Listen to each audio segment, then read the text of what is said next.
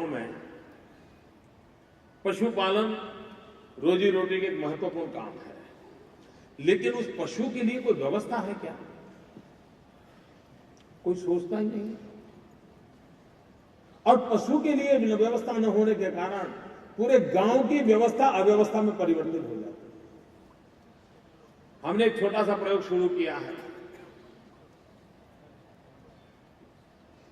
Cattle hostel का, animal hostel. अब बच्चों को हॉस्टल हो ये तो लोग समझ सकते हैं, पशु का भी छात्रालय हो सकता है क्या? हमने किया है, यही नजदीक में है। कल शायद कई कुछ लोग आप में से जाने वाले देखने के लिए।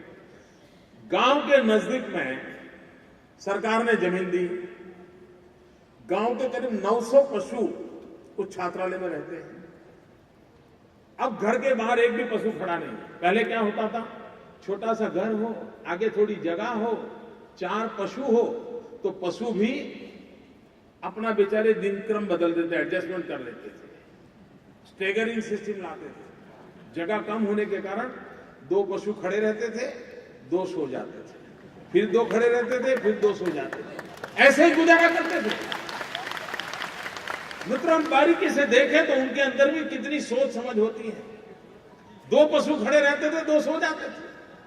अब उसके बाद जमीन नहीं थी, किसी और के घर के आगे बांध नहीं सकता था, करे क्या बेचारा? पशु छात्रालय बनाने के कारण सारे गांव के पशु वहां आ गए।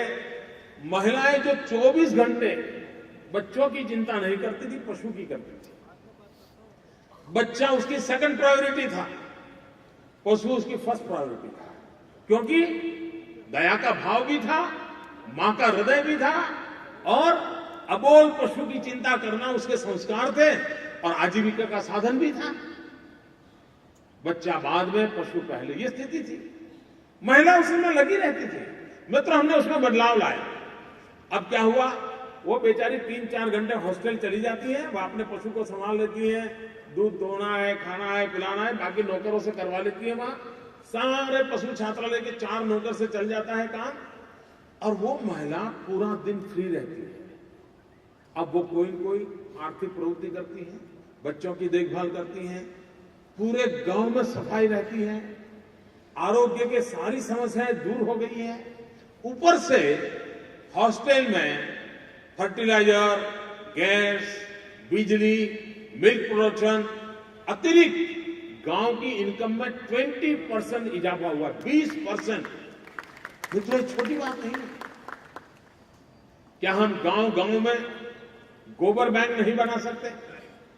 गांव का सारा गोबर एक बैंक में जमा किया जाए, जैसे पैसे बैंक में जमा करते हैं, उस प्रकार से, और साल भर के बाद उस जितना जमा किया है उस हिसाब से उसको फर्टिलाइजर वापस मिल जाए। जमा किया उसमें जो गैस उत्पादन हो, उसकी जो इनकम हो, वो गांव में बांट ली जाए। गांव कैसे सेल्फ सफिशिएंट बने, उस पर हम जितना ध्यान देंगे, हम गांव को आर्थिक प्रवृत्ति का केंद्र बनाना चाहिए। ग्राम राज्य का सपना तब पूरा होता है जब गांव स्वयं आर्थिक प्रवृत्ति का केंद्र बने, उत्पादन का केंद्र बने। मित्रों, आज हिंदुस्तान का मैन्युफैक्चरिंग सेक्टर